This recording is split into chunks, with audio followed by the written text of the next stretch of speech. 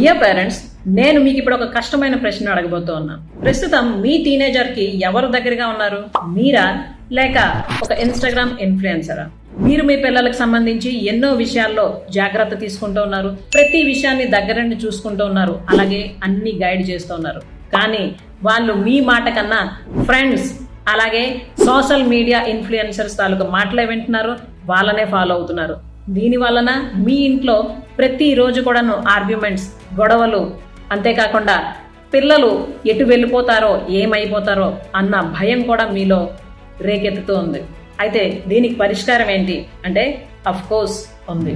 Parenting మారిపోయింది friends. So ఇప్పుడు generation పిల్లలకి సంబంధించి మనం ఎలా డీల్ చేయాలి ఏంటి అన్నది ఖచ్చితంగా మనం తెలుసుకోవాలి. Of course you are not alone. This is అంతా శ్రీహరి ప్రసాద్.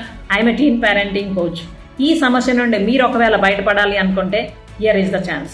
నేను 3 days వర్క్ షాప్ ని కండక్ట్ చేస్తూ ఉన్నా ఆన్ టీన్ పేరెంటింగ్. ఈ 3 days లో అసలు పిల్లలు ఎందుకు ఇంతగా మొబైల్స్ కి, ఫ్రెండ్స్ కి, ఈ ఇన్ఫ్లుయెన్సర్స్ కి ఇన్ఫ్లుయెన్స్ అవుతూ ఉన్నారు, అలాగే వీటి నుండి వాళ్ళని కాపాడాలంటే మీరేం చేయాలి, అలాగే మీ పిల్లల జీవితంలో మీరే నెంబర్ 1 ఇన్ఫ్లుయెన్సర్ గా ఉండాలి అంటే మీరేం చేయాలి అన్నది స్టెప్ బై స్టెప్ ప్రాసెస్ లో మీకు నేర్పించడం జరుగుతుంది.